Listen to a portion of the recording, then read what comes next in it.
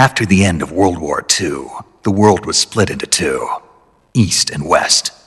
This marked the beginning of the era called the Cold War.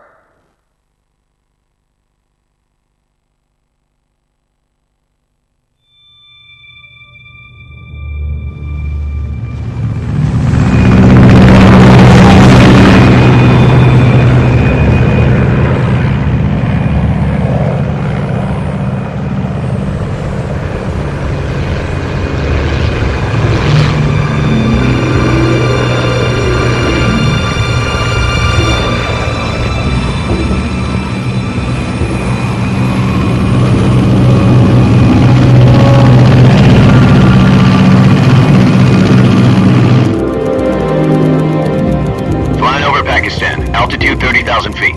Approaching Soviet airspace. 20 minutes to drop off. Commencing internal depressurization. Equipment check. Arm main parachute. All right. You ready to go? Drop zone still showing a high pressure mass. Cav okay. Good. We've got high visibility.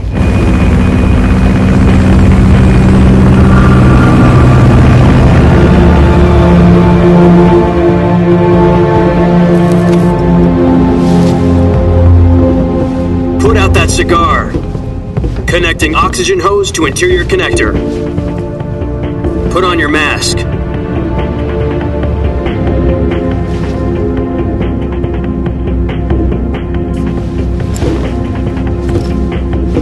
Does this panty waste know what he's doing? Approaching release point. 10 minutes to drop off. Hey, are you deaf? He said put out the cigar and put on your mask.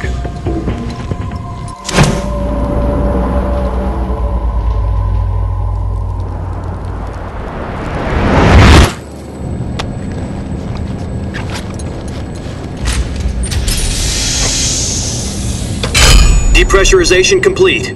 Checking oxygen supply. 6 minutes to drop off. Opening rear hatch.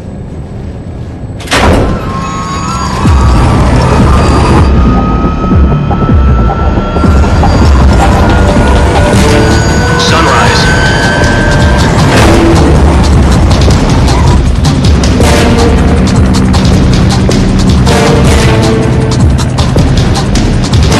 External temperature minus 46 degrees Celsius. 2 minutes to drop off. Stand up.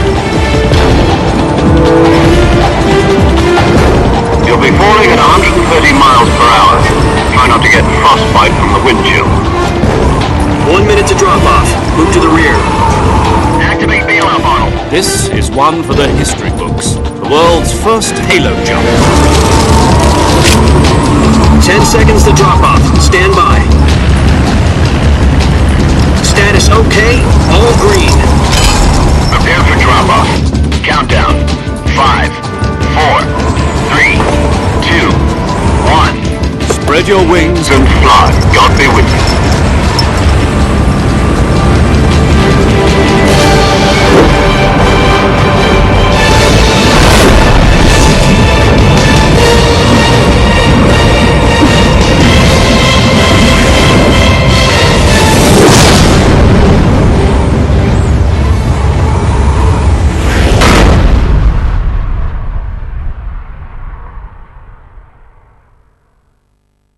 Jack, I've got some important news. The head of the CIA has finally given us the green light for the Virtuous mission. Virtual mission? No, the Virtuous mission. The future of our Fox unit depends on it. If it succeeds, we'll be officially organized into a unit. Virtuous mission? Sounds like some kind of initiation ritual. Don't get cocky. This isn't a training op. Right. So what exactly is this wonderful mission? Well, about 2 years ago, a certain Soviet scientist requested asylum in the West through one of our moles. His name is Nikolai Stepanovich Sokolov. He's head of the OKB-754 Design Bureau, one of the Soviets' top-secret weapon research facilities, and the East's foremost expert on weapons development. Sokolov? Isn't he that famous rocket scientist? The very same. On April the 12th, 1961, the Soviets achieved the first manned spaceflight in history. The Earth was blue, but there was no God. Well spoken. The rocket that carried Yuri Gagarin into orbit was the A-1, known as the Vostok rocket. Sokolov is said to be the man most responsible for the multi-engine cluster used in that rocket. After Gagarin's flight, Sokolov left rocket development to become the head of the newly established Design Bureau. From a lowly technician to head of a design bureau, that's quite a success story, so why'd he want to defect? It seems he'd become afraid of his own creations. Afraid? Call it a crisis of conscience. And for that, he left his country and his family behind and went over the fence? Not exactly. One of his conditions was that his family was also to be taken safely to the west. We used a mole to get the family out first and succeeded in sneaking Sokolov over the Berlin Wall shortly afterwards. I was the one who conducted the operation. The security on the eastern side was still full of holes back then. Then what? We got Sokolov over in one piece, but the whole ordeal had left him exhausted, and we checked him into a hospital in West Berlin. It took him 2 weeks and more than 600 miles to get from the research facility in the Soviet Union to Berlin. He was in no condition to say anything coherent. And it was only a week later that we had something much bigger on our hands. The Cuban Missile Crisis. October the 16th, 1962, President Kennedy received word that the Soviets were in the process of deploying intermediate-range ballistic missiles in Cuba. The President demanded that the Soviets dismantle and remove the missiles. At the same time, he announced a naval blockade to prevent further missile shipments from reaching Cuba. But the Soviets didn't back down, instead placing their armed forces on secondary alert. Soviet transport ships carrying missiles continued on course towards Cuba. US and Soviet forces went on alert for an all-out nuclear war. Frantic negotiations were conducted through the UN's Emergency Security Council and unofficial channels to end the hair-trigger standoff. Finally, on October the 28th, the Soviet Union agreed to remove its missiles from Cuba, and so the world avoided a nuclear holocaust. But in order to get the Soviets to pull their missiles out, we had to make a deal. You mean the one where the US agreed to remove its IRBMs from Turkey? No. The Jupiter IRBMs deployed in Turkey were obsolete, and we were going to get rid of them anyway. They had no strategic value whatsoever to either the US or the Russians. The Turkey deal was a ruse, a cover story that was fed to the other intelligence agencies around the world. So what did the Russians really want? Sokolov. They wanted us to return Sokolov. You mean the Soviets pulled out of Cuba just to get their hands on Sokolov? That's right. What the hell was he working on? At the time, we had no idea. We were running out of time. It was either give up Sokolov or risk full-scale nuclear war. In the end, we had no choice. President Kennedy gave in to Khrushchev's demand. The next day, I got Sokolov out of the hospital, handing him over to agents on the eastern side. Sokolov kept on screaming, "Save me," until he disappeared from my sight. Then a month ago, we received some new information from one of our moles. About Sokolov? Yes. He was taken back to the research facility and forced to continue working on the weapon in question under KGB supervision. What's more, it's on the verge of completion. So what kind of weapon is it? Something to do with space rockets? No, missiles. Same technology. I guess you're right. We don't know the details, but it appears to be a new kind of nuclear device. For half a year now, the Soviets have been conducting frequent nuclear tests at Semipalatinsk. Something to do with the weapon, I assume. We're talking about a secret weapon so big that Khrushchev was ready to pull out of Cuba to get it back. Is Sokolov still in the facility? No. According to our intelligence, he's in Selinoyarsk, a place in the mountains about 3 miles to the west that's known as the Virgin Cliffs. The Virgin Cliffs. Nice name for a virtuous mission. They moved him there just recently. Why? Apparently, they're conducting a field test of the weapon, but it's our best chance to get him back.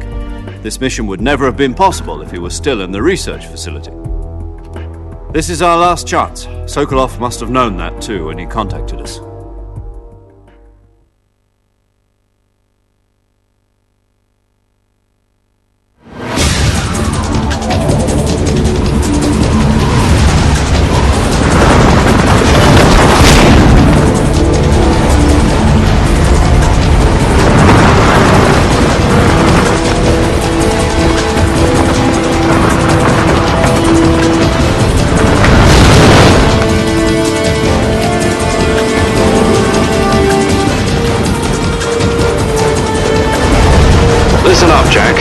mission is to infiltrate Selino-Yask in the Soviet mountains, ensure the safety of Sokolov, and bring him back to the west.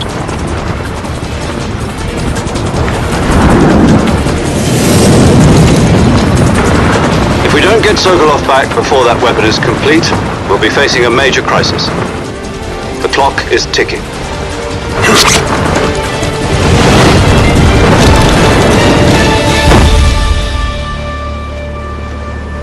Once we've confirmed the rescue of Sokolov, stand by at the recovery point. A recovery balloon will be dropped at that point. Helium will be pumped into the balloon to inflate it. The process takes about 20 minutes. Once it's complete, the gunship's arm will latch onto the balloon and pull it up. The Fulton surface-to-air recovery system. I'm familiar with the theory. Take it easy. It's been combat-proven. Do you think Sokolov is up to it? The shock will be less than during a parachute jump, and the arm can handle up to 500 pounds. So you're planning on going over the border in a single combat Talon? She's equipped with two 6-barrel 20mm Vulcan cannons, as well as two 40mm machine guns. Sounds like she could hold her own against a battalion of tanks.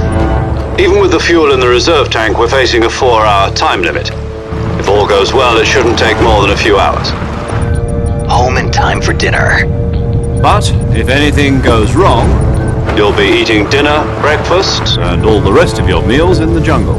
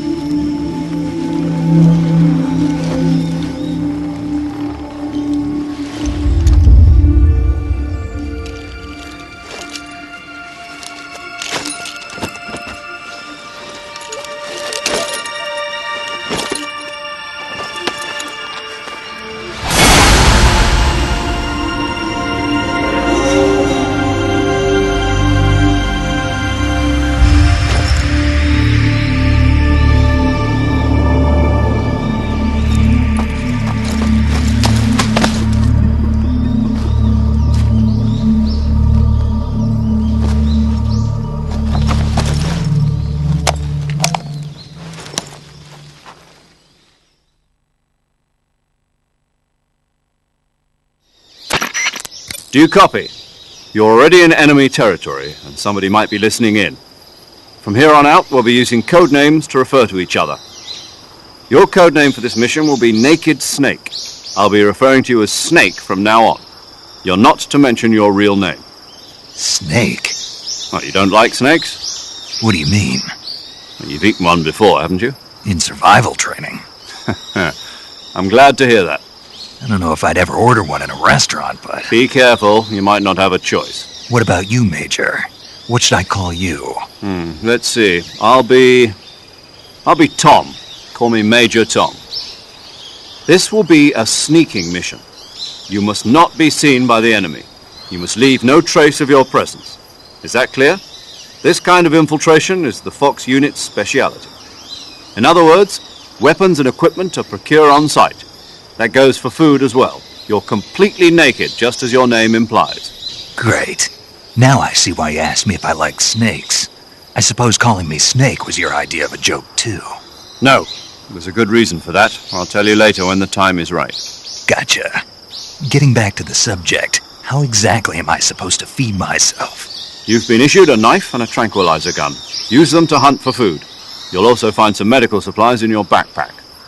Yeah, about the backpack. I lost it in a tree on the way down.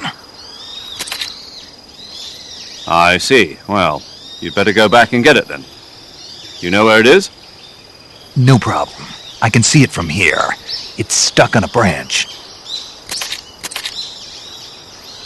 To climb a tree, stand in front of a tree that's covered in ivy and press the action button. I'll be monitoring your progress over the radio. We can't risk violating Soviet airspace, but I'll be in the gunship.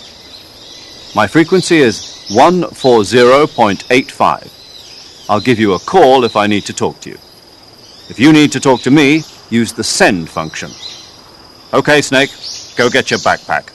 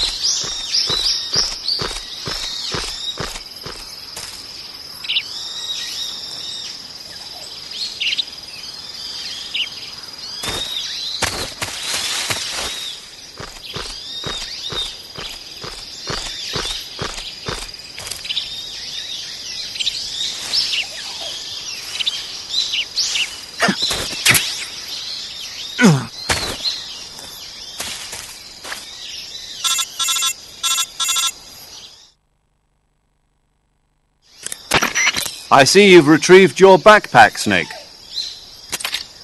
To equip a weapon, it's necessary to take it out of your backpack. In the survival viewer, choose Weapon from the backpack. Your available weapons will be displayed in a window in the upper left. From that list, choose the weapon you want to equip and press the Enter button. For other equipped items, just do the same thing from Item. Got it. Use the survival viewer backpack. Yep, that's right. Survival is fundamental to this mission. After you've been out in the field for a while, your stamina will start to drop. If your stamina gets too low, it'll affect your performance. You won't be able to shoot accurately, for example, and your wounds won't heal as smoothly. Keep an eye on your stamina so you don't run out. To recover lost stamina, you can hunt for local flora and fauna. You can use either your tranquilizer gun or your knife to hunt. My only weapon is a Mark 22 Hush Puppy tranquilizer gun? That's right. It's been fitted with its own suppressor. However, the suppressor will deteriorate every time you fire. Once its durability reaches 0, the noise suppression effect will be gone. So don't get too trigger-happy with it. The suppressor's durability is shown in the icon. Any weapons and equipment beyond what you're carrying now, you'll have to find as you go. I have to find my own weapons and equipment? Whose crazy idea was this anyway? Solo covert actions are standard Fox operating procedure. You can't leave any traces of your presence. No weapons, equipment, footprints, sweat, or bodily waste. The same goes for bullets and cartridges, too. Your presence in enemy territory is already a violation of international conventions of warfare. There aren't supposed to be any American soldiers in Russia. It could spark an international incident. You can't let anyone see you. You can't let the enemy know you're there. This is a stealth mission. You're a ghost, Snake, in every sense of the word. And there'll be no rescue if you're captured. The military and US government will deny any involvement in the affair. Then I'll just have to take care of myself, huh? I'm afraid so. You've been given a fake death pill for that purpose. SIS guidelines stipulate that soldiers on covert ops like this one be issued a potassium cyanide capsule. Tape it to your body so you can take it when you need to. How generous of you. Use it if you're taken prisoner by the enemy. It'll send you into a state of false death for a short time. Fooling them into thinking that I'm really dead. So how do I come back to life? Just take the revival pill. You mean that thing they put in my tooth before the mission? That's the one. But be careful. If you remain in a state of false death for too long, nothing will be able to bring you back. Remember that. I'll keep it in mind. You said this was a solo mission, right? Right. I guess that means I can't count on any reinforcements. Correct. The mission rests entirely in your hands. A real one-man army. Relax. There's a support team ready to back you up over the radio. Who? I'll introduce them to you. This time, survival is of utmost importance. The first member of the support team will be in charge of monitoring your physical condition, acting as a medic, so to speak, as well as recording your mission data. She's a member of Fox as well, and she's here on the gunship with me. She? Hello, Snake. I'm Paramedic. Nice to meet you. Paramedic. As in a medic who comes in by parachute. Aren't you going to tell me your real name? Are you going to tell me yours, Mr. Snake? My name, huh? It's John Doe. And they call you Jack for short. You're a regular Captain Nemo. A name means nothing on the battlefield. After a week, no one has a name. What's your name? Jane Doe. Very funny. I wasn't joking, but I'll tell you my name only if you manage to make it back alive. My frequency is 145.73. She's also in charge of recording your mission data. Whenever you want to save, send a message over the reserved save frequency, 140.96. So saving lets me record my mission data. That's right. It also records the state of your health. Good to know. There's one more person I want to introduce you to, Snake. Huh? Speaking of snakes, you remember the boss, don't you? A legendary soldier and your mentor. Actually, it was the boss that got the DCI's authorization in the first place. She's going to be serving as Fox's mission advisor. The boss is? She also helped me plan this mission. She and I were at SAS together. Jack, is that you? How many years has it been? Boss? That's right. It's me. Talk to me. Let me hear your voice. It's been 5 years, 72 days, and 18 hours. You've lost weight. You can tell just by the sound of my voice. Of course I can. I know all about you. Really? Well, I don't know anything about you. What's that supposed to mean? Why'd you disappear on me all of a sudden? I was on a top-secret mission. You didn't need me anymore. But there were still so many things I wanted you to teach me. No, I taught you everything you needed to know about fighting techniques. I taught you all I could. The rest you needed to learn on your own. Techniques, sure. But what about how to think like a soldier? How to think like a soldier? I can't teach you that. A soldier needs to be strong in spirit, body, and technique. And the only thing you can learn from someone else is technique. In fact, technique doesn't even matter. What's most important is spirit. Spirit and body are like two sides of a single coin. They're the same thing. I can't teach you how to think. You'll just have to figure it out for yourself. Listen to me, Jack. Just because soldiers are on the same side right now doesn't mean they always will be. Having personal feelings about your comrades is one of the worst sins you can commit. Politics determine who you face on the battlefield. And politics are a living thing. They change along with the times. Yesterday's good might be tomorrow's evil. Is that why you abandoned me? No, it had nothing to do with you. I already told you, Jack. I was on a top-secret mission. A soldier has to follow whatever orders he's given. It's not his place to question why. But you're looking for a reason to fight. You're a natural-born fighter, but you're not quite a soldier. A soldier is a political tool, nothing more. That's doubly true if he's a career soldier. Right and wrong have no place in his mission. He has no enemies and no friends. Only the mission. You follow the orders you're given. That's what being a soldier is. I do whatever I have to get the job done. I don't think about politics. That's not the same thing. Sooner or later, your conscience is going to bother you. In the end, you have to choose whether you're going to live as a soldier or just another man with a gun. There's a saying in the Orient, loyalty to the end. Do you know what it means? Being patriotic. It means devoting yourself to your country. I follow the president and the top brass. I'm ready to die for them if necessary. The president and the top brass won't be there forever. Once their terms are up, others will take their place. I follow the will of the leader, no matter who's in charge. People aren't the ones who dictate the missions. Then who does?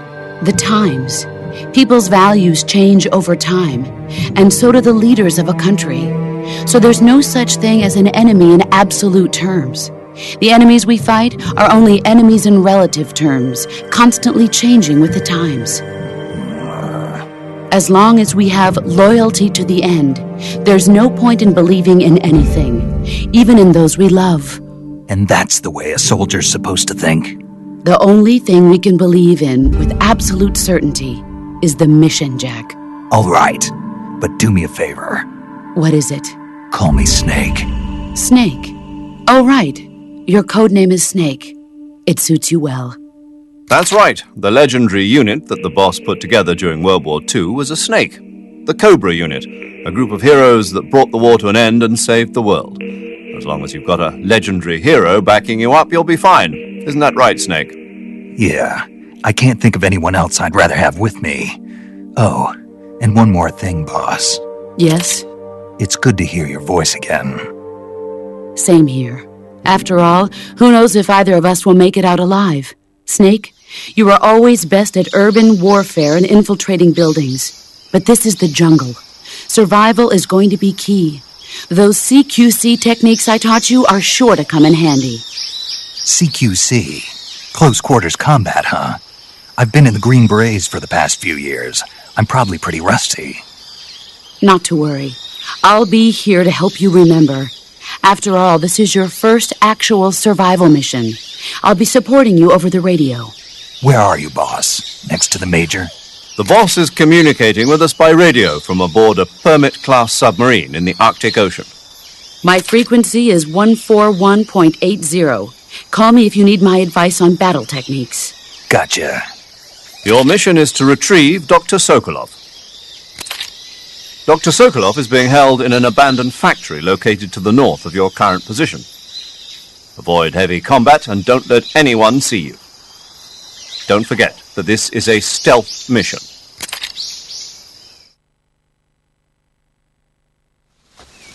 Snake, try to remember some of the basics of CQC.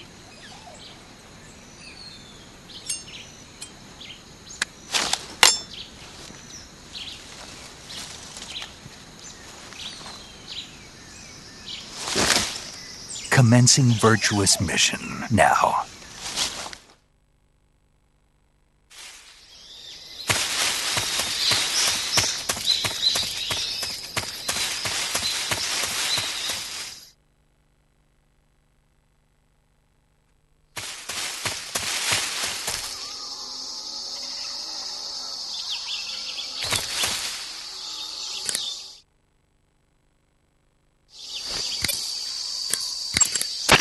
Saving the game, Snake?